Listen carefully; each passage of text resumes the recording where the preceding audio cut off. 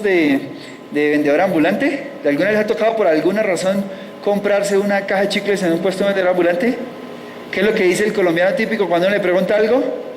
Se le tiene. Entonces aquí hablen del estándar que quieran y eso hasta los venden por internet. Bueno, y vamos a hablar del ISO, ¿no? Entonces hay unos certificables, otros que no son certificables. Sin embargo, a veces a mí me quedan ciertas dudas. Por ejemplo, si ustedes miran la historia de los estándares de ISO, aquí nos dieron ahorita el del estándar neozelandés, precisamente, que fue el que originó la ISO 31000. ¿De dónde viene? De la industria financiera. Entonces uno se empieza a preguntar, ¿será que un estándar de la industria financiera se puede aplicar a la seguridad pública, por ejemplo? ¿Igualito? Hay que ver, eso lo vamos a ver ahorita.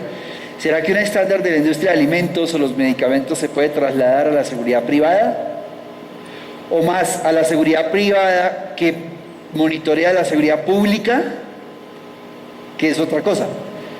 Hay compañías que se dedican solo a la seguridad privada, hay otras que hacen seguridad privada sobre la seguridad pública, entendiendo una serie de dinámicas, inclusive los organismos públicos hoy contratan seguridad privada para ciertas funciones, y no solo acá, sino en buenas partes del mundo. Y mejor aún, ¿gestionar el riesgo es solo seguridad? ¿O el concepto de gestión de riesgo es más profundo, implica seguridad, tranquilidad y otra serie de impactos que vamos a tener que trabajar? Ok, este es el proceso que establece la ISO 31000 para la gestión de riesgo. La norma la pueden comprar aquí en el ICONTEC como NTC 31000 o ISO 31000. Entonces son 7 pasos. A mi forma de ver, uno de los más ordenados, no el mejor, pero como decían ahora atrás, entre todo ese sancocho de cosas que hay, por lo menos le dice a uno, primero haga esto, luego haga esto, luego haga esto, y vaya avanzando. Y de hecho este estándar de ISO 31000 ha permeado transversalmente otras normas como la cadena logística, la de seguridad de información, la norma que tenemos hoy para el Estado, ¿no? La GP 1000, que viene de la 9000, la 9001. Y lo ha transversalizado al punto de que se utilizan las mismas palabras y los mismos conceptos y de hecho el mismo proceso, casi copiadito. O sea, está hasta el mismo gráfico. Si uno mira esas normas y lo ve, está hasta el mismo gráfico. ¿Cuáles son los pasos? Número 1, pues comunicar que vamos a empezar un proceso de gestión de riesgo y consultarle a la gente sobre sus riesgos, sus problemas y sus dinámicas. Número 2, después de hacer comunicación y consulta, viene el establecimiento del contexto, es decir, en dónde estamos y por qué vamos a hacer esa dinámica. Y aquí les pongo el caso que nos comentaban ahora de ese servicio aéreo que estaban prestando. No es lo mismo aterrizar aquí en Guaymaral, en Bogotá, que ir a dejar un conjunto de ingenieros extranjeros en medio de la hormiga Putumayo, ¿cierto? Pues porque ahí la cosa puede ser totalmente... Y ese contexto político, económico, social, influye mucho sobre el riesgo, muchísimo. Pero a veces nos concentramos solo en el riesgo específico. Una vez tenemos eso, entonces, identificamos el riesgo. Es decir, sacamos una lista, si quieren llamarlo así, de todo lo que puede presentarse y luego lo analizamos. Pero es que analizar no es simplemente poner un parrafito de qué es el riesgo. La palabra análisis viene de un concepto que significa separar entre sus partes, es decir, entender qué es el riesgo. Y para entenderlo hay que saber quién es el que lo sufre, quién es el que lo causa o cuál factor es el que lo causa, cómo sucede, cuál es la secuencia de eventos que se va a dar hasta que el riesgo se materialice, en qué contexto se da y en qué contexto no se da. Y ahí fallamos mucho los analistas, ya sean analistas de riesgo público, de riesgo privado o los gestores de riesgo, porque muchas veces de hecho nos saltamos este paso. ¿Sí es verdad o no? Solo lo identificamos y de una vez nos vamos a calcular la probabilidad de ocurrencia sin verdaderamente entenderlo. Y aquí, pues obviamente si uno no comprende, pues está emitiendo juicios de valor totalmente subjetivos, para nada objetivos. El siguiente paso es la evaluación del riesgo, y a mi forma de ver es uno de los que requiere más conocimiento técnico y también de los que más mal se hace. Mi socio Eduardo Balbi, este ejemplo probablemente algunos de ustedes ya lo hayan escuchado, habla del método de los dedos basculantes. Entonces imagínense a un equipo de personas haciendo análisis de riesgo, así sea con la matriz más básica, la que dice impacto y probabilidad de ocurrencia. La más básica, que esa es pues como kinder para evaluación de riesgo.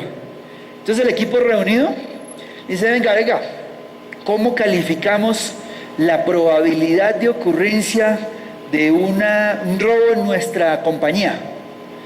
Entonces mi socio dice que nosotros sacamos en la metodología de los dedos basculantes. Póngale media. ¿Sí? ¿Y cómo llegamos a esa conclusión? No, y el impacto bajo. Y así calificamos el riesgo. No, digamos mentiras. ¿Quién ha calificado el riesgo de la siguiente manera? ¿O quién les ha dicho alguna vez, inclusive en seguridad pública? Yo tengo un ejercicio que hicimos hace muy poquito así. Señor Pedro, si usted va al Parque de la 93 el viernes en la noche, tiene 3% de probabilidad de ocurrencia de un robo, 15% de probabilidad de ocurrencia de un accidente de tránsito, 25% de probabilidad de ocurrencia de un homicidio y 70% de un secuestro. Por eso le recomiendo que no vaya allá. ¿Quién lo ha hecho así? Levante la mano. Eso es una forma técnica. Claro, hay criterios y hasta subcategorías dependiendo de los métodos. Por ejemplo, método Carver tiene una lista de cosas. Sin embargo, entonces eso nos lleva al problema de la información. Y les hago la pregunta. Si en lo público, por ejemplo, yo voy a calcular la probabilidad de ocurrencia de un hurto, ¿será que la información de hurtos con la que cuenta el Estado es válida para calcular esa probabilidad de ocurrencia? ¿Por qué? Porque nadie denuncia. Entonces el criterio puede estar, pero la información no me permite calcular la probabilidad de ocurrencia. Y entonces hay métodos para hacerlo, lo vamos a ver ahora. Hay métodos estandarizados para cuando hay mucha incertidumbre, generar al menos posibilidades o probabilidades, pero ¿quién los conoce? Vamos a verlo ahorita. Vamos a ver. Ok. Bueno, y finalmente, pues viene en el tratamiento del riesgo, que son las medidas que se implementan para trasladar el riesgo, controlarlo. Hay varias estrategias que se conocen así como las estrategias de tratamiento del riesgo, para al final pasar al monitoreo. Esto, como les digo, pues transversalmente se ven otras normas, pero inclusive vamos a ver ahora la 31.010, que es una norma muy buena, como nos comentaban ahora aquí adelante, sobre parte de esas metodologías de análisis para generar información, cruzar datos, integrarlos, etcétera, etcétera. ¿Sí? Esto no significa, que sea la mejor. Es por lo menos la que me parece, insisto, más ordenada, en una secuencia de eventos que le va diciendo a la gente, haga esto, haga esto, haga esto, haga esto. Casi todas tienen los mismos pasos, de hecho hay unas que tienen más. El micrófono, por favor, aquí adelante, si me ayudan.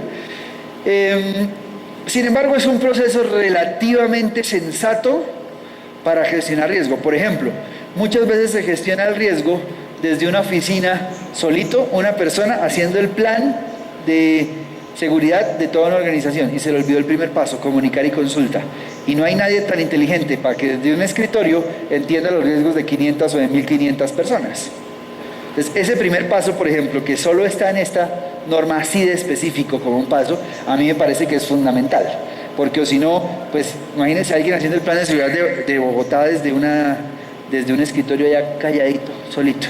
Pues hay que consultar a Bogotá sobre qué es lo que está pasando, y más teniendo en cuenta que no hay cifras oficiales para ciertas cosas. ¿Sí? Gracias. Yo quisiera hacer una observación respecto de la gestión técnica de riesgos, en el sentido de que esto que usted nos está presentando es un análisis, digamos, desde un punto de vista objetivo para revisar el riesgo de procesos o procedimientos específicos. Sí.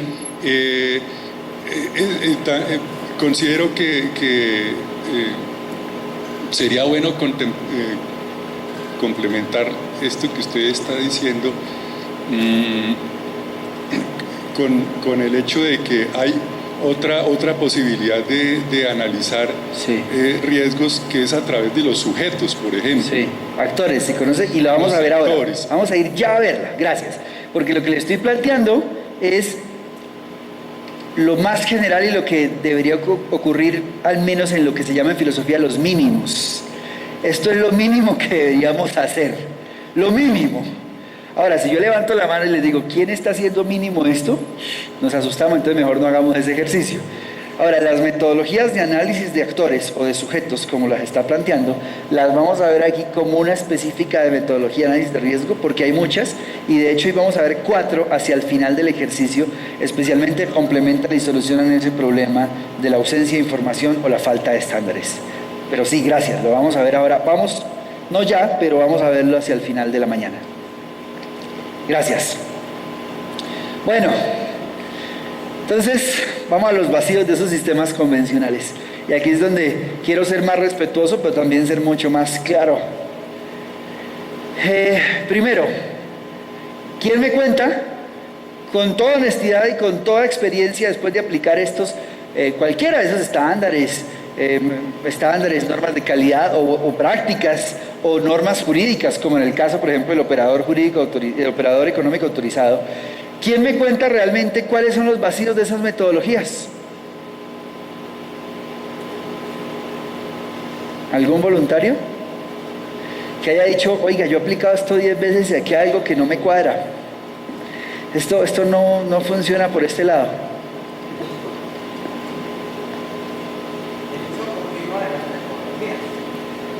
Sí, señor, ese. O sea, el primer vacío es que no las utilizamos. Sí, de acuerdo, hay unos vacíos de aplicación muy grandes, muy grandes. Y yo también creo en eso. Yo le llamo unos vacíos de diseño y unos vacíos de aplicación. Los vamos a ver ahorita, pero sí. De hecho, si levanto la mano y yo les dijera, vamos a hacer el método de los dedos basculantes, así por estimación, ¿en qué porcentaje de los casos de gestión de riesgo, incluyendo seguridad pública, seguridad privada, o gestión de riesgo abierto, incluyendo procesos, planeación, etcétera, etcétera? Porque las normas en Colombia obligan a que las instituciones tengan su matriz de riesgo, ¿cierto?, y la gestionen. ¿En qué porcentaje de esos ustedes estiman así por encima que se aplica el verdadero conocimiento técnico de la gestión de riesgos? ¿20, 30, 50? ¿Tiene datos reales? No. Sí. Pero sí, una estimación. A ver si importaba la pregunta anterior. Sí. Era, los vacíos. Sí. Bueno, a través de mi corta experiencia en la seguridad y como auditor para algunos sistemas, para algunos entes certificadores, he encontrado que cuando hago esa pregunta en mi ejercicio de auditoría, especialmente a gerentes, a directores de procesos en las empresas, entiende y sabe para qué gestionar los riesgos en su organización, sabe por qué es importante gestionar los riesgos. Encuentro que en la gran mayoría de las respuestas no saben para qué es eso. Sí. O en el mejor de los casos gestionan los riesgos, como digo, operativos, pero no para la continuidad de negocio. Casi nadie, en Colombia todavía, o en las empresas, gestionamos los riesgos para la viabilidad de los negocios. O porque toca por ley. O porque me toca certificarme porque un cliente me lo exigió. Entonces, cuando uno va y dice es que me tocó certificarme, ahí empieza de una vez a entender la cultura. No saben para qué gestionar los riesgos y por qué es importante y qué tanto aporta la gestión de riesgos a su organización. Claro. Ese es uno de los vacíos, primero que todo, el desconocimiento. Segundo, pues no tenemos la cultura de gestionar riesgos. Entonces, cuando partimos de ese hecho, pues de ahí en adelante... Estos días, acordándome de eso, tuve 2 sentimientos contraproducentes. Cuando vino todo el paro de la leche y empecé a ver cómo botaban leche aquí en Colombia las carreteras por el paro camionero, que duró 47 días, 49 días, me acordé de que hacía un fin de semana antes o 2 había ido a la fábrica de Alpina aquí que queda en la entrada de Bogotá, en Sopó. Y entonces dije, no, ¿cómo estará esa pobre fábrica de Alpina con el tema de la leche? Y después dije, no, yo ya me acordé que ellos casi no consumen leche colombiana precisamente por razones de continuidad de negocio, business continuity. Cuando estuve en el INVIMA, me acordé que ellos importan la leche en polvo y la reprocesan acá, porque como aquí hay paro cada 2 meses, entonces ellos calculan el riesgo y dicen, si yo dependo de los lecheros colombianos, me hacen paro y me quiebran la empresa, entonces establecieron un canal de continuidad de negocios basado en la gestión de riesgo. Si les llega la leche bien, si no, no hay problema, se sigue produciendo el yogur, el otro, porque establecieron una muy buena gestión de riesgos. Y esa era una de las quejas de los productores de leche en Colombia, no, que obliguen a las compañías a comprar la leche. ¿Cómo los van a obligar si el riesgo de estabilidad del negocio es alto, por ejemplo? Entonces eso me hizo pensar y me acordé de esa dinámica. Micrófono aquí adelante, por favor. Acá. Gracias. Y acá luego. Gracias. Muy buenos días. Bueno, el tema de los riesgos y realmente los vacíos, pues sí obedece a un tema que los gerentes no han logrado entender. Eso está clarísimo. Tú trabajas con el Estado y en el Estado es un tema de, oiga, mande eso antes del 25 de febrero, si no lo meten en una no conformidad de la Procuraduría y después hay un problema disciplinario y hasta penal. No, pero es que tenemos que hacer el comité. No, reúnanse 4 ahí, pongan ahí alto impacto, alta probabilidad de ocurrencia y una que otra medida y ya con eso cumplimos. ¿Cierto? Sí. Ok, sí, pero sigue. Una experiencia, a ver. El primer mapa de riesgos o el primer ejercicio de riesgos que se hizo en la policía, yo lo lideré esto hace... año 98. Sabe que nos conocemos. 98, 99, cuando nos conocimos en esos procesos de planificación y en aquel entonces identificamos algo así como 1800 riesgos para la policía. Eso era grandísimo. Y uno de esos riesgos tenía que ver con todo el tema de instalaciones físicas. Entonces de ahí aparece el tema de hacer los búnkeres y hacer una cantidad de instalaciones gigantescas que sirvieron bastante. Pero nos empezamos a dar cuenta con el tiempo y con los años que realmente los problemas que tenía la institución estaban relacionados era con datos. Entonces el problema central y el vacío más grande que tiene el tema es de información, de datos. Se toman decisiones, pero se toman decisiones desde la subjetividad. No se toman, como decían las abuelitas, con datos, con pálpitos. Totalmente. Y eso pasa en la industria privada, pasa en otras organizaciones del Estado. Eso es un problema cultural. Un problema en que los altos directivos toman decisiones basadas en creencias. Lo vamos a ver ahorita también. Se llama heurística o de disponibilidad o de percepción. Es decir, con lo que yo creo, no con de verdadera información que le pueda a uno ayudar. Eso es fatal. Porque como yo creo, pues también me equivoco, ¿no? Entonces al final no puedo sustentar técnicamente mis decisiones. Pero sin que el problema sea matemático. O sea, el problema no puede ser que tengamos o que no tengamos muchos datos, sino realmente en el tema o en el momento en que tengamos los datos, ¿qué hacemos con esos datos? ¿Cómo los interpretamos y realmente para qué nos ¿Cómo los convertimos en información? Ese es el vacío sí, grandísimo. Para adelante todo el desarrollo del ejercicio pues es simplemente la gerencia y la porque si no toda la teoría queda en el piso. Y queda en el piso en el momento en que uno dice, póngale impacto medio y probabilidad de ocurrencia baja. Ahí ya se fue toda la teoría, toda la teoría se fue al piso. 2, y vamos ahora con el micrófono hacia allá. 2, por favor. Bueno, de las experiencias que he tenido para mirar esos vacíos que hay en los procesos de gestión, pues yo creo que vale la pena mirar el contexto que hay de implementación de las normas, porque las normas son las que han hecho, las que han mejorado. De ISO han mejorado todos los procesos a través de la historia, comenzando desde que nacieron las normas, que fue en el año 87, 1987, y aquí comenzó. De hecho, la ISO lleva desde los años 50, ¿no? 56, si mal no recuerdo. Cuando la industria militar norteamericana creó sus estándares, porque, bueno, toda la historia que hay al respecto. Luego las normas británicas, la BS, British Standard, y ahí comenzó a evolucionar, que ya se formalizaron del 79 al 87, cuando ya salieron a la luz la ISO 9000, la familia de ISO 9000. Bueno, a raíz de eso, pues los países que han estado más avanzados obviamente son los europeos. Creía uno que los americanos, pero no. Son los europeos, y ellos casi que todas las empresas, por no decir que el 100%, pero sí del 95, un rango del 95 al 97% tienen sus estándares. Claro. ¿No? Aquí en Colombia, pues en este momento la cifra de pronto no la tengo, pero qué sé yo, puede ser 350.000 empresas, no sé. 400.000, no sé. Hoy les voy a hablar de unos datos que traigo ahí ahorita. Puede ser, sí. Pero vamos a ver el tema. Esa estadística la he perdido de un tiempo para acá. Sí. Bueno, Pero también a raíz de eso, en experiencia, en consultoría, en implementación de sistemas de gestión, todos los sistemas pues, que hay uno ido evolucionando.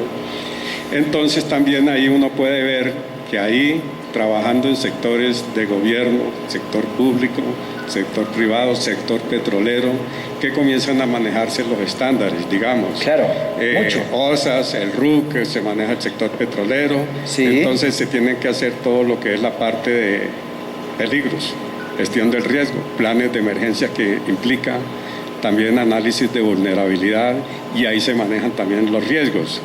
En la gestión pública, pues los mapas de riesgos que tienen que hacerse y que se tienen que manejar por proceso, es donde hay una aproximación más a los diferentes escenarios que hay por el proceso que se maneje. También, por ley, además, ¿no? Por ley. Eso es normativo, sí, porque tiene que partirse un normograma. Entonces, también en las empresas de seguridad también se manejan otros estándares ahí. Entonces, ahí hay una, como decimos, hay una serie de, utilizando el término suyo, de sancochos que hay, pero si uno mira, ahí que hay unos estándares para aplicar y sobre una metodología en la cual lo puede hacer una aproximación. Sí. Efectivamente, ahí entonces los vacíos están, porque cuando uno está implementando, precisamente le dicen, no, eso hágalo usted. No hágalo usted, porque eso hay que levantar la información. Y es más rápido y es más barato, que ellos creen que no tienen que participar en el proceso. No hay participar porque están ocupados el día a día. Entonces vea que por ahí comienza la resistencia a esos vacíos, pero también la parte del sector petrolero es buena, porque eso sí es muy estricto y aplica muchos estándares. O sea que cuando se hace el levantamiento en campo de la información es cuando da unos éxitos más seguros. Sí, con la limitación de que hay que levantar lo que hay. A veces no hay información. No hay información, entonces muy frecuentemente. La estadística, usted sabe que la estadística, las bases de datos son fundamentales para esto. Bueno, muchas gracias. Gracias. Ok, ¿y hay otra persona acá? Sí. Bien, en línea con lo que se menciona acerca de los vacíos, pues sí estoy de acuerdo en que hay mucha ausencia de información cuando se está trabajando en los diferentes métodos, y más pues en ese básico, pero pues creería yo que no debe ir uno al punto de como calcularlo así como que más o menos, sino que creo yo es que se debe ir al peor de los escenarios y decir, bueno, esa es una técnica. Va a ocurrir. Sí, what if se llama, y lo establece la norma 30.010. ¿Qué pasa si? O el escenario fatal. Sí. Es una técnica que es como se llama la prueba dura, ¿no? Lo peor que puede pasar, entonces con base en eso lo analizamos. Pero como técnica tiene unos pasos y unas cosas que se deben hacer para desarrollar. Está validada por la ISO e inclusive se utilizan en organizaciones internacionales. ¿Qué pasa si?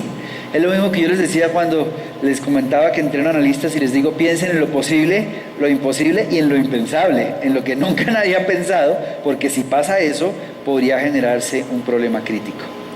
Y hay una persona acá que levantó la mano, ¿sí? Buenos días. Creí entenderle que sin un buen sistema de administración de datos o sin un buen sistema de historial, no hay un buen sistema de riesgo. No, porque hoy hay formas de implementar esos sistemas muy rápidamente. El tema más bien es un tema cultural en el que estamos acostumbrados a tomar decisiones sin ni siquiera datos. O sea, hay una pirámide, una jerarquía de información, la vamos a ver ahora, donde el dato se convierte en información, la información en conocimiento y ese conocimiento en comprensión. Pero en Colombia estamos acostumbrados. ¿Saben cuál es el mejor método de toma de decisiones?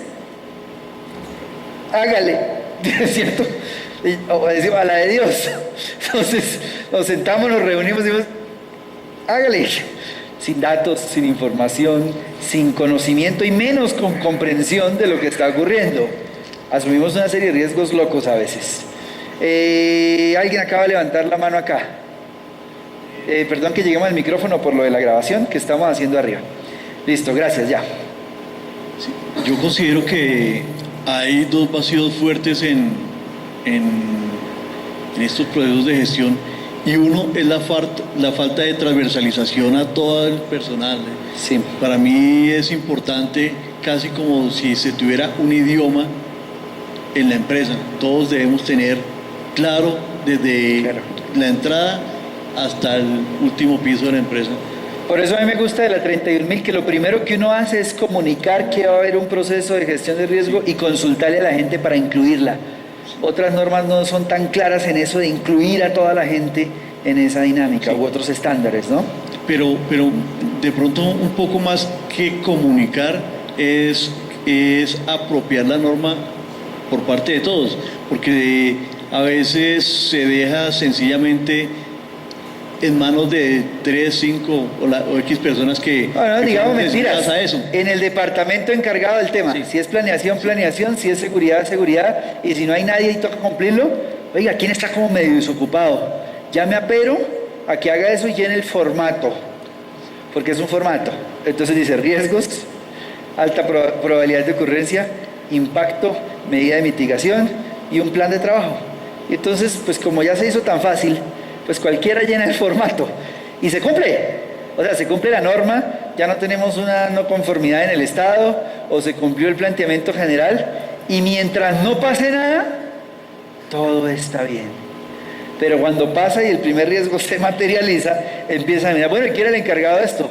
¿Quién era el responsable? ¿Cómo lo hicieron? Y al final, como decimos en Colombia, fue que, ¿no? No, que es que ese día no estaba que es que tocaba enviarlo, que es que... Y al final, nadie. Eso es delicadísimo. Finalmente están quienes diseñan la receta y puede ser la mejor receta, pero se necesitaba el cocinero, que era el que realmente vive cada área, Claro. el que puede percibir realmente el riesgo. Nosotros de áreas externas seguramente que no lo vamos a hacer. Claro, gracias. De esa manera. Por favor. Bueno, gracias. Yo creo que los vacíos es que en las empresas, fuera de que no se le da una continuidad a estos programas, no se están generando anualmente, no se está teniendo en cuenta sí. los cambios estructurales. Yo he visto que planes generan- de gestión de riesgo hechos hace 6, 7 años y no actualizados, y ahí guardados. Pero cuando alguien llega y dice, no, nosotros lo tenemos, y van y sacan, desempolvan y lo muestran. Ok, entonces, también no se tienen en cuenta los cambios estructurales que se tienen en su entorno interno y externo, y esto genera estos vacíos. Claro. Vacíos en todo el cambio nominal, en todo el cambio personal que genera esta empresa, y no le generalizan o le familiarizan lo que decía Claro. el otro caballero, de que todos estén encaminados hacia eso, a reservar o blindar más bien esta empresa hacia todo lo cambiante comercial, público, de seguridad, todos los Todo. cambios de riesgo que Un solo factor o actor nuevo en la dinámica cambia todo. Cambia todo. Por ejemplo, ¿hace cuánto que no se escuchaban tomas a estaciones de policía? Estoy hablando de ciudad pública. Tomas a estaciones de policía, muertos, etcétera, etcétera. Se iba a iniciar un proceso de paz con el ELN y volvimos a lo que estaba pasando hace 8 y 10 años, que no era ya muy frecuente. Un solo actor, una sola dinámica cambia todo el riesgo, y puede ser que uno diga, ay no, es que el riesgo público no me afecta a mí porque yo soy una empresa privada. Sí, pero si tengo que mandar un camión con suministros a una zona del país donde antes no se estaba materializando, ahí de una vez tengo que analizar esos nuevos factores y esas dinámicas que me están generando ese problema. Y si no lo puedo mandar, pues pierdo ventas, y si pierdo ventas puede haber una disminución de mis empleados. Y entonces todas esas son dinámicas que voy a plantearles antes de darte el paso bajo un solo concepto. Algún día me decía, no, pero es que hay una diferencia entre seguridad pública y seguridad privada, y hay unos grandes elementos. Yo le decía, mire, ¿sabe qué? Usted estudió medicina, creo que era que decía, ¿usted estudia para ser médico público o médico privado? Me dijo, no, ok. Yo dije, la gestión de riesgo es una. Hay métodos, técnicas, disciplinas, herramientas analíticas. Que se aplique a lo privado o a lo público es otra cosa. Que usted lo aplique a alimentos o que lo aplique es otro tema. Pero yo no puedo decir, es que voy a estudiar, para ser muy play, voy a estudiar medicina, pero solo medicina privada. ¿Cierto? No. O entonces voy a estudiar medicina pública, porque no, yo soy muy dado a ayudar a la gente. El problema es que en este momento hay dos, cada uno moviéndose por un lado, la pública y la privada, y de hecho por otro lado la gestión de riesgos, que no tiene a veces en cuenta elementos de seguridad o de tranquilidad, como lo veíamos ahora, y todas las dinámicas que pues pueden generar confusiones. Por favor, gracias. Bueno, aquí varias personas han nombrado y han dicho lo importante, que uno de los vacíos es la falta de información. Pero además Sí. de la falta de información, indiscutiblemente está la desinformación y los vicios que trae la información. En los periodos, por ejemplo, electorales en los que hemos vivido, nos hemos encontrado que dependiendo quién ha solicitado una encuesta, los resultados son diferentes. Claro. Y eso nos lleva a tomar decisiones equívocas. Por un lado está eso. Gracias. Y otra cosa que creo que es un vacío es la forma en la que se están analizando los riesgos.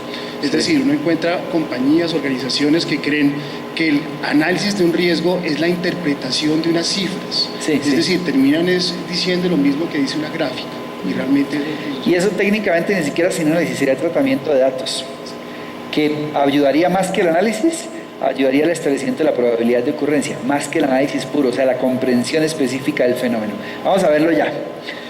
Ok, ya con todo eso que acaban de decir, voy a pedirles arriba a ver si me ponen este video, que es lo que yo he visto durante varios años que se da cuando una persona estudia riesgos o gestión de riesgos o seguridad o lo que sea, y le dicen vamos a hacer un análisis de riesgo, y a veces los 7, 8 o 10 pasos del proceso terminan solo en uno, que es este que vamos a ver acá. Démosle clic, por favor. No lo vamos a ver todo, solo una parte.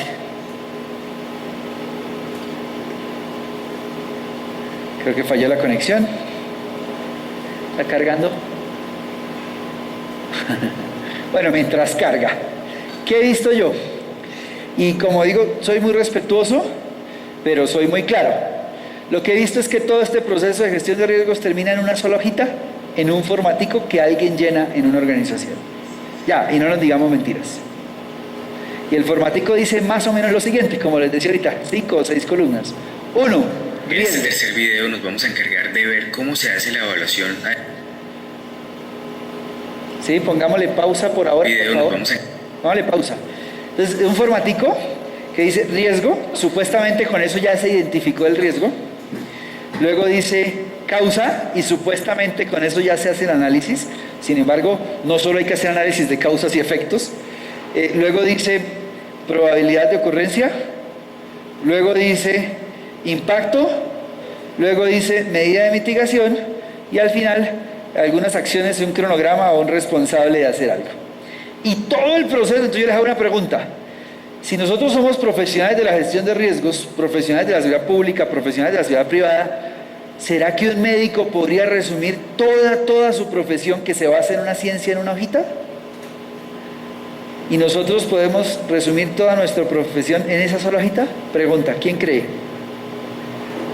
La respuesta es obvia, no. Sin embargo, todo curso de gestión de riesgos de seguridad habla de lo siguiente. Pongamos el video, por favor, ahora sí.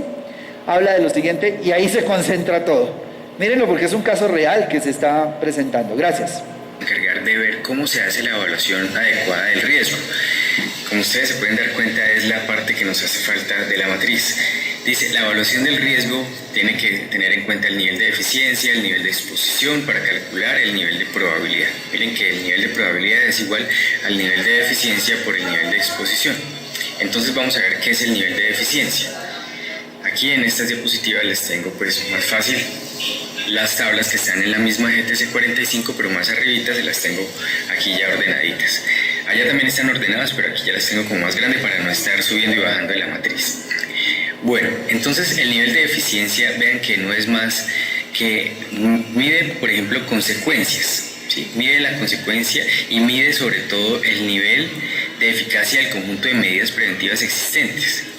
O sea que si en un peligro no hay buenas medidas existentes o la consecuencia es muy significativa, el nivel de eficiencia va a ser muy alto. Ok, vamos a dejarlo hasta ahí, gracias. Dejémoslo ahí, gracias. Saltemos, escape y aumentamos la presentación. Por ejemplo, en un análisis de esto se escapa la existencia de una amenaza. Entonces no significa que simplemente porque yo tenga una vulnerabilidad o deficiencia, como le llaman acá, yo ya tenga un riesgo específico. Por ejemplo, vamos a ponerlo puntualmente en temas de seguridad pública. Vamos a hacer un análisis de secuestro masivo, ¿cierto? Que era lo que se llamaba antes las pescas milagrosas, ¿la recuerdan? Que todavía otra vez están empezando por ahí. Hace poquito hubo un secuestro masivo de 6 personas, hace 2 semanas, en Colombia. Entonces, uno dice, sí, soy muy vulnerable, vulnerabilidad altísima. Y frecuencia de ocurrencia, ya está volviendo a empezar a ocurrir. Entonces, ¿será que aquí puede llegar alguien aquí en este centro a hacernos pues hay una alta probabilidad de que se nos dé eso simplemente porque se dio la probabilidad y la vulnerabilidad de nuestra? No. Debería haber la presencia, ¿cierto?, de un causante, de un agente causante que genere una amenaza. Pero son conceptos técnicos en los cuales no me voy a meter mucho en detalle. Sin embargo, lo que les quiero mostrar es que a veces esto se hace llenando formaticos. Y esto, sí es como decimos en Colombia, la tapa de la olla. ¿Quién me ayuda a leer, por favor, la noticia completa desde su silla? Acá, adelante, por favor. Gracias.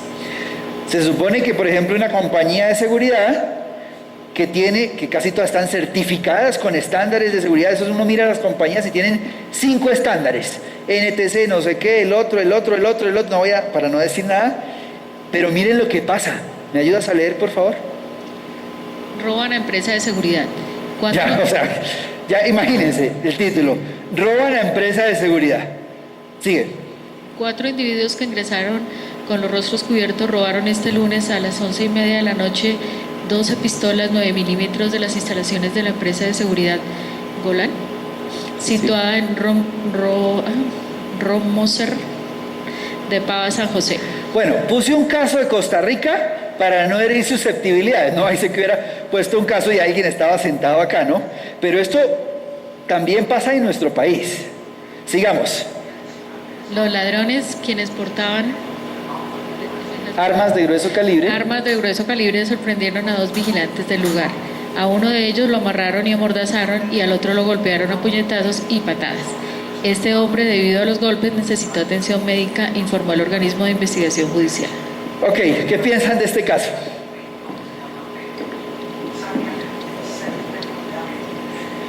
Pues se supondría, ¿cierto?, que un profesional de la gestión de riesgo privado, incluyendo seguridad, pues debería tener los más altos estándares, porque lo que hace con sus clientes, pues debería hacerlo para él. Sin embargo, aunque parezca chistoso, pasa todo el tiempo. ¿En casa de herreros? Sí, en casa de herreros a dónde palo. El problema es que uno supuestamente los contrata para que no le pase a uno y les pasa a ellos. No estoy hablando de Colombia, en Colombia no ocurre esto. Esto ocurre en otros países, ¿cierto? Ya alguien se rió por acá. Ok, insisto, no traigo casos locales para no generar susceptibilidades. Miren estos conceptos que vamos a ver. Yo creo que hay 2 errores generales o 2 grupos de errores, o llamémosle como dice la norma de calidad para no herir susceptibilidades, posibilidades de mejora. ¿Les parece? Hay algunas posibilidades de mejora en todas estas estructuras combinadas, algunas de diseño y otras de aplicación. Empecemos por las de aplicación, como ustedes lo decían. La primera, la aplicación por costumbre a lo privado. Hemos hecho varias discusiones. Yo soy vocal del Colegio Profesional de Administradores Policiales, aunque últimamente no he podido ir a las reuniones por múltiples ocupaciones. Sin embargo, nos preguntábamos, por ejemplo, oiga, ¿cuál es el estándar para la gestión del riesgo público en cuanto a seguridad ciudadana o seguridad pública? No hay. Entonces allá quedamos. Una policía o una alcaldía lo hace de una manera, otra de otra, otra de otra, otra de otra, otra. En el mundo, todo el mundo lo hace de una manera diferente. La 2B, la falta de conocimiento. Yo también creo, como ustedes mismos lo plantearon, que a veces las normas existen, pero estoy seguro de que hay gente que trabaja aquí en gestión de riesgo y nunca había escuchado qué era eso de OSHAS, o qué era de 31.000 o 31.010 o BASC, o es que ni pregunto. Y entonces uno empieza a decir, oiga, ¿cómo así esto? ¿Todo esto existe? Pura falta de conocimiento. La tercera, se aplica solo en el nivel operativo. Entonces, algunas de esas normas lo hacen a uno profesional en un área específica de la gestión de riesgo o solo de la seguridad, que es una parte de la gestión de riesgo. Entonces hay gente muy buena y técnicos muy buenos diciendo, mire, para poder tener esta bodega acá usted necesita tener espacios de 1.25 metros mínimos, unos lumens de 110 lumens, unos sistemas de barreras perimétricas que compongan son muy buenos, pero está muy limitado a veces a solo el riesgo operativo, ¿no? A esa dinámica muy específica de evitar, como digo yo un poco en chiste, de evitar que nos roben. Y entonces protegemos, ponemos sistemas de seguridad, mecanismos, cámaras, tecnología. Y en lo público es peor, porque las 3 respuestas típicas para la seguridad pública son más policías, más radios y más motos, lo que implica más gasolina, sin una verdadera gestión del riesgo alrededor de ciertas dinámicas, ¿no? Y la última es la falta de recursos, porque el que ha trabajado ya sea en seguridad pública o privada, lo primero que le dicen es: no hay plata. No sé usted cómo va a hacer, pero solo hay este poquito, y con este poquito usted tiene que manejar, por lo que veíamos al principio. Vemos aquí, veo que está precisamente la agregada de policía de varios países europeos. Gracias por venir, había visto el registro. Y estuve mirando, por ejemplo, todo el tema de la dinámica en Francia, porque yo sigo mucho el tema terrorismo y lo que está pasando en Europa. De hecho, hoy salió una noticia de que España va a destinar 80 millones de euros más a la lucha contra el terrorista, precisamente en apoyo a la CNI, que es el Centro Nacional de Inteligencia. Y veía cómo en las últimas décadas los recortes y más recortes y más recortes y más recortes y más recortes llevaron a perder cierta capacidad, por ejemplo, en lucha antiterrorista y en inteligencia, y hoy eso generó una vulnerabilidad en algunos países, lo que terminó, pues obviamente, generando materializaciones de riesgos. Y eso no, ¿por qué lo digo? Porque eso no es una dinámica solo de Colombia y de los países latinoamericanos. En todo el mundo, cuando las cosas están relativamente bien, el tema de seguridad se descuida un poco. Se descuida un poco y se van bajando y se van bajando y bajando y bajando y bajando recursos. Y la industria privada también pasa. Mientras no pase nada, la seguridad es una carga, no una verdadera apoyo a la generación de valor agregado para la compañía. Y vamos a ver algunas de diseño. Por ejemplo, el tema de cadena logística, precisamente usted está hablando, o de operador económico autorizado. Para los que no saben, es toda una estrategia que en Colombia de hecho está cada vez fortaleciéndose más para evitar varios problemas como lavado de dinero, tráfico de armas, tráfico... ¿Sí? Gracias. Antes de continuar, vamos a dar la palabra aquí a alguien, sí. Disculpa por interrumpir. Gracias. Pero no me gustaría que se siguiera avanzando, sí, sin detenernos un poco en entrelazar tres conceptos que ya han pasado. El primero, ¿qué falta en los procesos o qué es lo que se debía? ¿Cuáles son los vacíos? Sí. Entonces, sí, articulemos vacíos. En el video acabamos de hablar del nivel de eficiencia. Sí. Y ahora estamos tocando el tema de diseño. Sí, estos son... bueno, estoy utilizando una técnica que se llama análisis de errores de diseño. Es una técnica incluida en la ISO 31010 como uno de los mecanismos para implementarlo. Y precisamente voy a mostrarles cuáles son los vacíos o errores de diseño que yo creo que hay en esas prácticas comunes. No, pero es que no he formulado la pregunta. Sí. Ok. Entonces, vamos a entrelazar esos tres conceptos. Sí. ¿Por qué en un ejercicio no lo aplicamos al caso del Bronx? Sí. Donde vacíos en protocolos no hay. No. Yo creo que la concepción del modelo integrado de vigilancia comunitaria por cuadrantes lo contempla prácticamente todo. Bueno, ahí tengo una diferencia y está en la página 62 del Plan Nacional de Vigilancia por Cuadrantes, donde se dice que aunque la policía preventiva se evalúa por temas de delitos de impacto y se rompe radicalmente con el modelo, porque yo fui uno de los creadores en el año 98 de la primera policía comunitaria y luego el tránsito de la Policía Nacional por Cuadrantes. No, pero es que a lo que me refiero es que hay todo lo que usted acaba de mencionar. Allí, en ese caso en particular, hay recursos, hay protocolos, hay información. A diferencia de lo que hay ahorita, hay percepción, ¿sí? Hay cercanía. Sí. ¿Qué sucede? ¿Quién conoce el concepto de gran maestro de ajedrez? ¿Qué es un gran maestro del ajedrez? ¿Es una persona que está en los tops de ajedrez? ¿Y saben cuál es una de las grandes características de un gran maestro del ajedrez? De acuerdo a los estudios, ha anticipado hasta 25 jugadas del contrario en la cabeza antes de mover una ficha. Imagínense eso. Esto es impresionante, porque la respuesta es: a veces se hace análisis de gestión de riesgos sobre el presente y sobre el pasado, nunca sobre el futuro. No se hace anticipación. Entonces, no sé por qué a mucha gente no se le ocurrió calcular que si yo tomo el control de una zona en el centro, eso se va a ir para 8 zonas específicas en la ciudad, y esa es solo una jugada. Los grandes maestros de ajedrez calculan, y eso lo vamos a ver aquí en un enfoque se llama el análisis anticipativo. Es que si ya es bien poca la gente que hace análisis de riesgo técnico, es menos la que hace análisis anticipativo. Es decir, el que piensa, cuando yo implemente esta medida, ¿qué va a pasar? Y luego, ¿qué va a pasar? Y luego, ¿qué va a pasar? Y 10, 20 o 30 jugadas más. Hoy vamos a ver una técnica de análisis anticipativo, o dos realmente, precisamente para hacer gestión de riesgo anticipativo, no gestión de riesgo del pasado. Porque todo lo que hemos visto hasta ahora, ninguna norma dice que intente evitar lo que va a ocurrir. Dice que calcule lo que pasó en el pasado y que con eso intente establecer lo que podía ocurrir, que es otra cosa diferente. Vamos a tratar un tema específico de eso también ahora. Pero estoy de acuerdo. El problema es que uno de los vacíos es la falta de enfoque anticipativo de la gestión de riesgos. Es un enfoque sobre el presente o sobre el pasado. Gracias, doctor. Ok, entonces miren, algunos errores de diseño que creo que son vacíos y requieren mejoras. Uno, el tema de cadena logística es muy bueno. Sin embargo, en Colombia, de acuerdo a una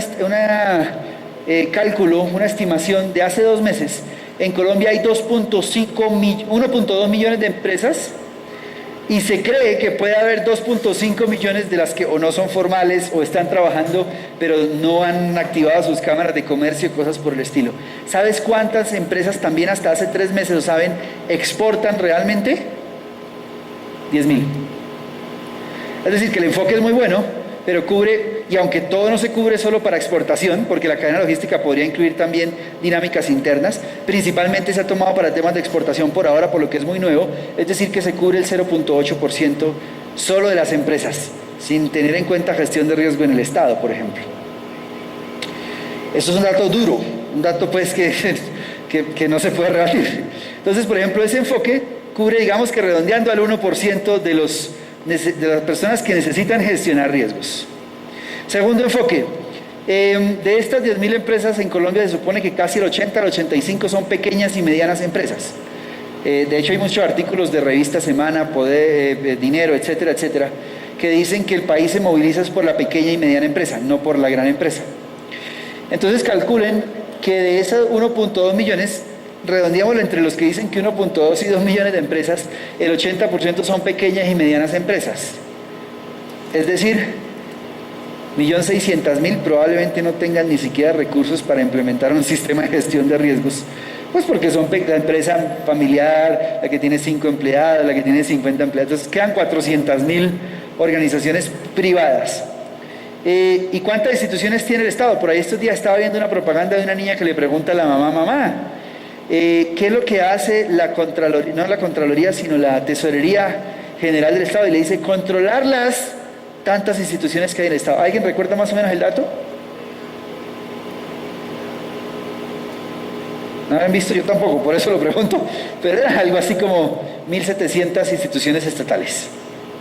Entonces súmele esas 1.700 a la empresa y tenemos a las 400.000 empresas que sí son grandes o que están en el límite de la gran o grandísima empresa, y tenemos toda una dinámica o un conjunto, subgrupo de 400.000 más 1.000 instituciones del Estado que requieren gestionar riesgos sin contar con los riesgos privados.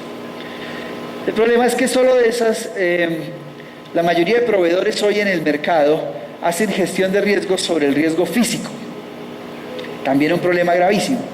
Y entonces aplican algunos este proceso, que es el que está en la ISO 31000, y también ahí hay varios problemas. Primero, solo se tiene información estática para la consulta, el establecimiento del riesgo o el contexto, y con eso empiezo a responder un poquito. O sea, sí, se podía saber quiénes eran los cabecillas. Voy a hablar del caso puntual del Bronx, que hay una banda que son 2 personas, ahí hay 2 ganchos, como se ha llamado, 2 organizaciones criminales. Una de esas organizaciones criminales está liderada por Homero y la otra por tal persona. Esos tienen un grupo de seguridad que se llaman los Saiyajines compuestos, están en esta casa, los lugares, los días, pero eso es estático. Nadie pensó, ¿y si hacemos esto, qué va a pasar? Como en el ajedrez, ¿no? Yo jugaba ajedrez de niño, ya no. Entonces uno tiene que pensar, si hago esto, ¿qué va a hacer el otro? Y cuando haga eso, ¿qué voy a hacer? Y luego cuando voy a hacer... Entonces la información en la mayoría de los sistemas es estática. De hecho, alguien lo dijo por acá. A veces uno llega y encuentra información de hace 6, 7, 8, 10 años, no actualizada, no con un contexto, no con nada. El siguiente punto es que el análisis de riesgo se hace sin herramientas analíticas. La norma ISO 31000 tiene una subcategoría con una norma que es la ISO 31010, se la recomiendo. De verdad que es carita, vale 96.000 pesos o 97.000 pesos aquí en el Icontec. También la venden digital por internet y por internet vale 60.000 pesos. Pero es única y exclusivamente dedicada a métodos y técnicas de análisis para el riesgo. Y aquí les cuento un tip. Un día estaba con uno de esos, como decimos en Colombia, esos cacaos en la seguridad. El hombre había sido, y lo puedo decir, CPP, había hecho los cursos de BASC, había, no sé qué, analista de seguridad pública y privada, fue militar en su tiempo, hace muchos años, y estábamos en una reunión, y entonces el alto directivo nos dice, bueno, ¿y qué hacemos? No hay mucha información, ¿cómo hacemos este análisis de riesgo? Entonces yo digo, bueno, utilicemos una simulación matemática, una simulación Monte Carlo. Denme un segundo, pum, pum, y hacemos una simulación, y en 10 minutos ponemos a correr la simulación 25 o 30 veces y sacamos el dato. Y esta persona se para y me dice, no, es que las simulaciones de Monte Carlo no están aprobadas en ninguna parte como método de análisis. Yo no dije nada, me quedé callado. En una segunda reunión la llamé y le dije, oye, ¿usted no conoce la NTC 31010? Que establece específicamente que la simulación Monte Carlo se utiliza como un método de análisis cuando o no hay información o hay mucha información y hay que calcular probabilidades de ocurrencia. Le tuvo que quedarse callado. Entonces, esas cosas lo ponen a uno a mirar uno de los problemas que teníamos abajo, ¿no? La falta de conocimiento, la falta de actualización en ciertas dinámicas. La evaluación lineal o general también responde a la pregunta que la doctora Perla precisamente sobre esa dinámica de cómo la mayoría de gente piensa nomás en la probabilidad de ocurrencia de un evento específico. No voy a hablar ya ni a favor ni en contra porque puede haber limitaciones políticas y entonces podría entrar en un riesgo político yo, especialmente si algún día me van a querer contratar los organismos de Bogotá para ciertas cosas. Lo que sí creo es que en la mayoría de actividades del mundo, ya sea en la industria privada o en el Estado, nadie piensa en qué va a pasar después. O sea, si ustedes miran las medidas de mitigación, las medidas de mitigación están hechas para la primera jugada. Pregunta, ¿quién conoce aquí una metodología de análisis que se llama el método de análisis de capas de protección? Uno, ¿cómo se maneja? ¿Para qué se usa? Etcétera, etcétera. Vamos a llevar miren el auditorio, aquí debe haber más de 100 personas. Capas de protección. Gracias, ya pasaron el micrófono. Bueno, las capas de protección lo conozco yo como un método o un concepto supremamente viejo en seguridad. Entonces son 3 capas. La primera capa es de detección, la segunda de retardo y la tercera de reacción. Claro, que vienen de lo militar. Sin embargo, la metodología de análisis lleva más. Puede llevar 6, 7, 8, 9 capas. Y es, si pasa esto y no pude contenerlo, entonces ¿qué hago en la segunda medida? Y no pude contenerlo, ¿qué hago en la tercera medida? Y no pude, ¿qué hago en la cuarta medida? Y viene desde la prevención hasta la reacción con una serie de dinámicas. Lo vamos a ver ahora. Pero la falta de conocimiento de la metodología, y por ejemplo la ISO 31000 lo establece claramente, dice, objetivo, alcance, ventajas, desventajas, ¿cómo se utiliza esa metodología de análisis? La falta de conocimiento es lo que lo tiene uno frito, porque como no sabe que eso existe, no sabe que hay unos gráficos especiales que se utilizan y unas matrices para hacer eso, más que matrices serían unos gráficos de eventos, pues como no la conocemos, no la aplicamos. Y ahí es donde ya quedamos en una, ahí sí lo digo técnicamente, en una vulnerabilidad muy grande, porque si no, ¿cómo manejamos la gestión técnica del riesgo?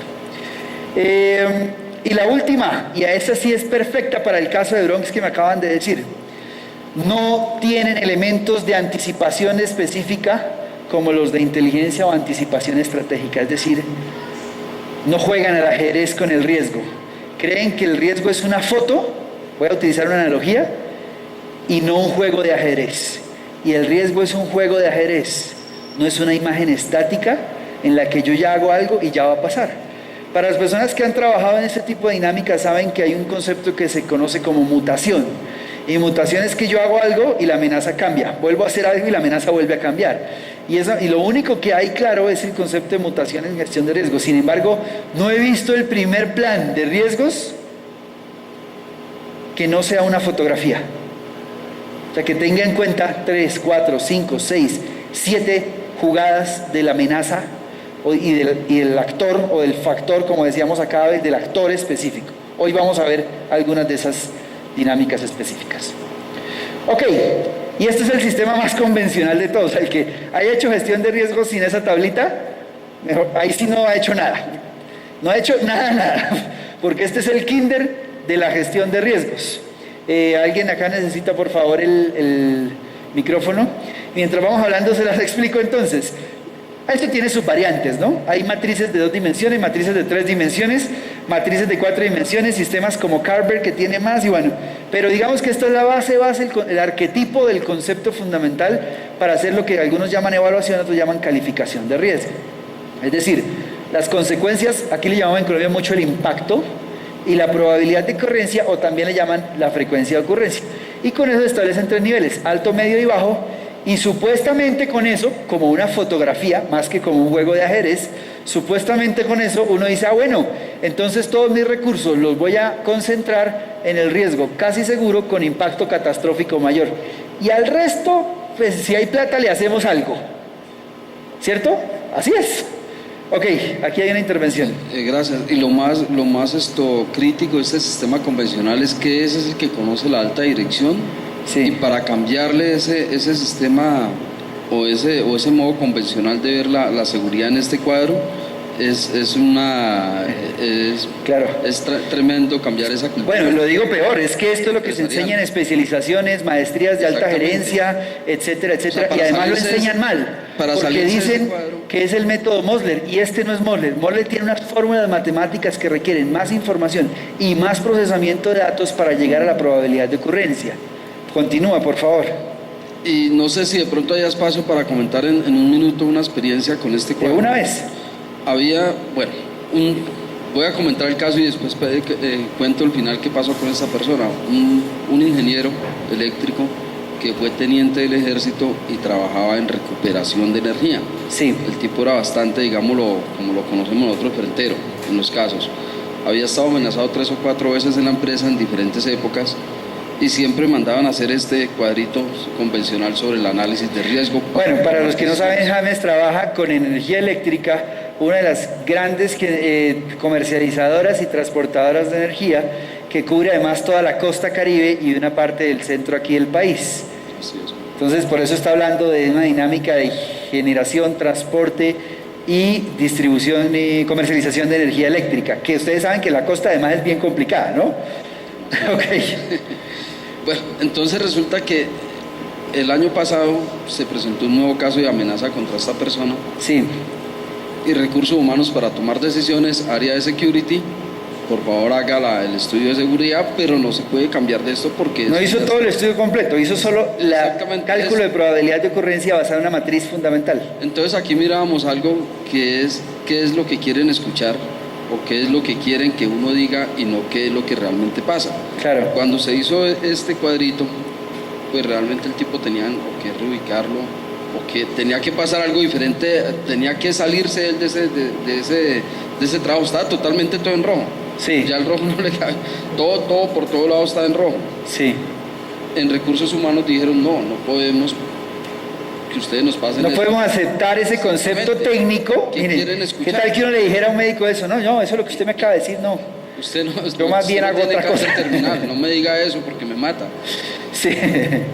Realmente, entonces, ¿qué se hizo? Vea, no vamos a cambiar nosotros este concepto de security, más bien evalúenlo, miren otras variables ustedes y ya la decisión, el balón está en claro. El terreno. Se lavaron las manos.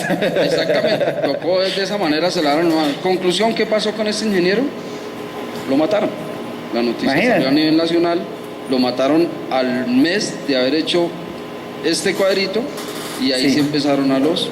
Hacia atrás, ¿quién fue? ¿Por qué sí? ¿Por qué no? La investigación, los resultados, al final termina siendo una demanda para la empresa. Exactamente. Una demanda muy grande, porque la empresa pudo establecer la probabilidad y las medidas de mitigación, pero los decisores no le hicieron caso. Ahora, resulta que trabajaban siempre con, no, pero es que en las otras oportunidades pasaba esto, no pasó, él siempre decía al sonajero, pero no pasaba, pero es que todo cambia, es dinámico, no es estático. A mí me ha pasado mucho que los decisores me dicen, cambie el concepto. Yo le digo, no. Lea que en la partecita abajo del concepto dice que este concepto no es vinculante, es decir, no lo puedo obligar a usted, la decisión es suya. Sin embargo, lo mío es un concepto técnico y no lo voy a cambiar. No es vinculante, tome usted la decisión, pero usted es el que responde. Me ha pasado en lo público, en lo privado y en varios, en varios efectos y casos que hemos manejado. Ok, el problema es que esto es lo mínimo que debería hacerse y ni siquiera se hace. Pero imagínense que esto es para un solo riesgo, ¿cierto? Entonces uno dice, bueno, el riesgo de, en la empresa privada, el riesgo de hurto de mercancías, el riesgo de contaminación de mercancías para los que están trabajando en todo el tema de cadena logística y operador exclusivo económico autorizado, contaminación, es decir, que me metan 1 kilo de droga en un cargamento de papayas que voy a mandar a Estados Unidos. Eso es uno. Uno puede tener 50 riesgos en una organización. ¿Qué pasa cuando ya la persona encargada de hacer esto va haciendo la tablita número 25? ¿Cómo la llenan? Normalmente, ¿cómo la llenan? Miren, le decía yo algún día a alguien, el mercado de la seguridad es el mercado del miedo. Póngale que todo es casi seguro y catastrófico y ahí con eso se lava las manos. Copie, pegue. Cuando algo pasa, me dicen, yo le dije, ¿no vio el análisis de riesgo que decía que era catastrófico y que la probabilidad de ocurrencia era alta? Y eso es peor, porque entonces no se hace una verdadera gestión y priorización de recursos. Ok, entendiendo eso, entonces, si les parece, vamos a tomar un descansito de 5 o 10 minutos. Nos levantamos, tomamos algo y volvemos y nos metemos al concepto del riesgo estratégico y de la metodología que hay para girar con esta dinámica. Muchas gracias. Paremos arriba, las personas que están arriba, paremos la cámara, por favor, y bloqueamos la presentación. Gracias.